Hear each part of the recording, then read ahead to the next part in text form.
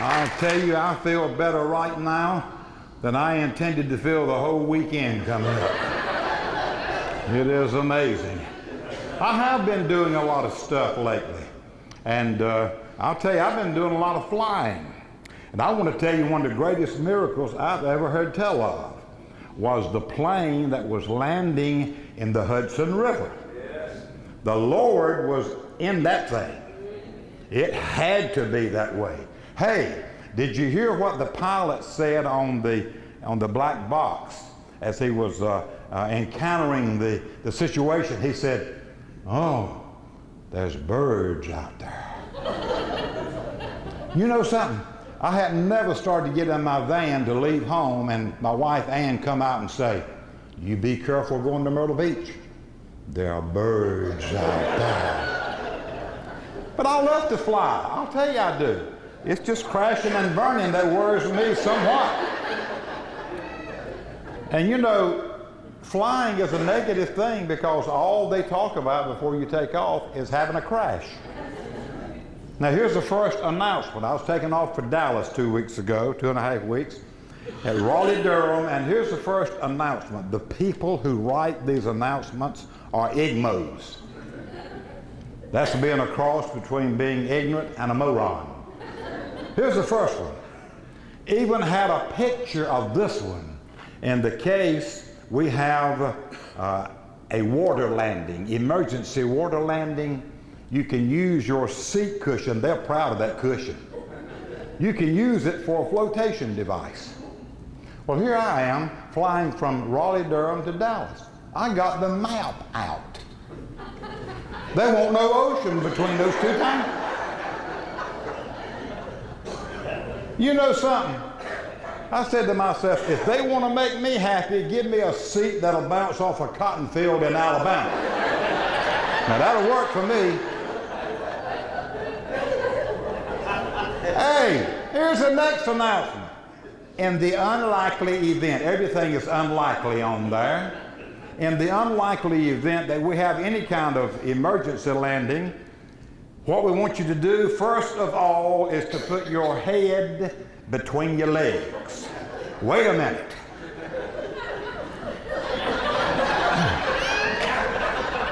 Oh. Oh. I can't do that. I'm gonna die. And even if I could, I'd want a better view than that when I win.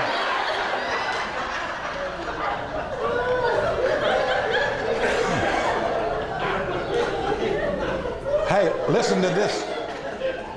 This third announcement. In the unlikely event that we lose air pressure in the cabin, there will a mask drop down from the ceiling. Strap it around your head. Put the thing over your nose and mouth and breathe normally.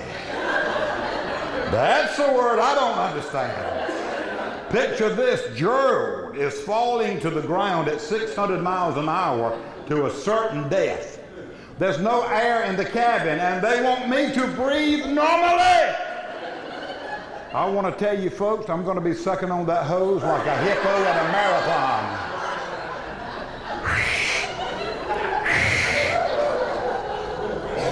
I'll tell you something else too. If there's a little child sitting next to me, I'm going to take his mask too. He's got little lungs. Let him wing it for a while.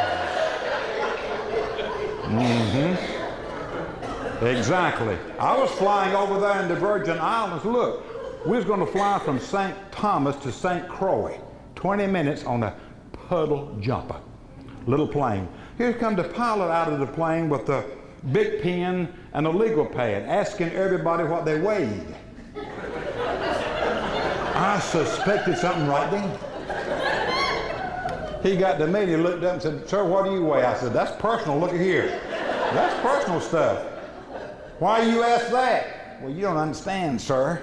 In order for me to know how much fuel to put in the plane, I've got to get the total of everybody's weight and get a grand total, and then I know how much fuel to put into the plane." I looked down at that little pilot. I said, "Let me tell you something, buddy. Fill it up. I'll pay for it."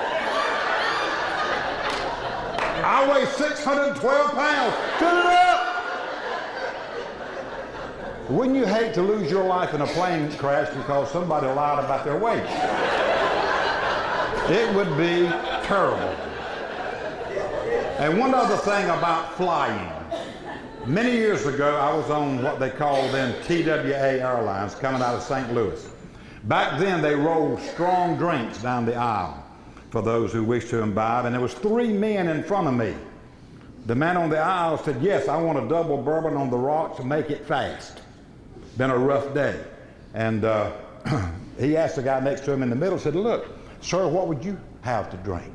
He said, I don't use it, but I thank you, I appreciate it. Look, I counted 7 times. The man on the aisle asked the man in the middle to have a little toddy for the body. Finally, the guy in the middle said, look, this is it. I've told you 7 times, I do not use alcohol. He said, in fact, I'm a minister of the gospel. I'd rather commit adultery than to drink whiskey. The other guy said, me too, I didn't know we had a choice.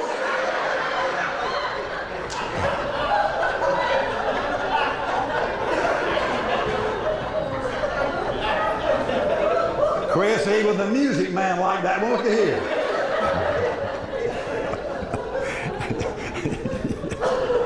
Oh yeah, somebody mentioned this earlier to me. I was driving, I did some driving, a lot of driving. I was driving the other night between Pittsburgh and Silas City, and I got behind an old lady. She was running 37 out there on the open road, except it was a 2-laner and had a double line. I couldn't pass her. So I was riding along at 36, she was going 37. And I said to myself, Gerald, you know, life is a comedy. The wise man Solomon said, a merry heart doeth good like a medicine. I said, there's something interesting here. There's something that could be funny. Well, lo and behold, it come to me. I sat there as I rode along and I rewrote Willie Nelson's song called Blue Eyes Crying in the Rain. Mine's entitled Blue Hairs Driving in My Lane. In the tail light glow, I can see her. Blue hairs driving in my lane. When she done and hit me and departed, I knew there'd be no insurance claim. Oh, but lucky I'm a paid-up member. Here comes good old AAA.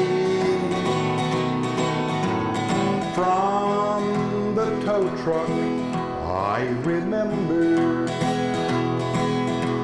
Blue hairs driving in my lane, driving in my lane. Yes, she was. I talk sort of funny. I'm from the South, and I was in Michigan. In fact, I came out of Minneapolis. I had done a TV taping up there. This was years ago. I flew into Chicago O'Hare and rented a car. And I had driven, I was going to Three Rivers, I think it was, Michigan, to do a state convention for the GoodSam RV people. And that little old car, I think it was a Neon, little car. Drove into Michigan, I crossed the line, and I had gone 2 miles into Michigan. And a patrolman pulled me over going 56 and a 55. I said, man, that's cutting it kind of close. I said, it's almost Christmas and I need some money. I don't need to spend no money. I said, can't you give me a warning? He fired 2 shots over my head. There's your warning.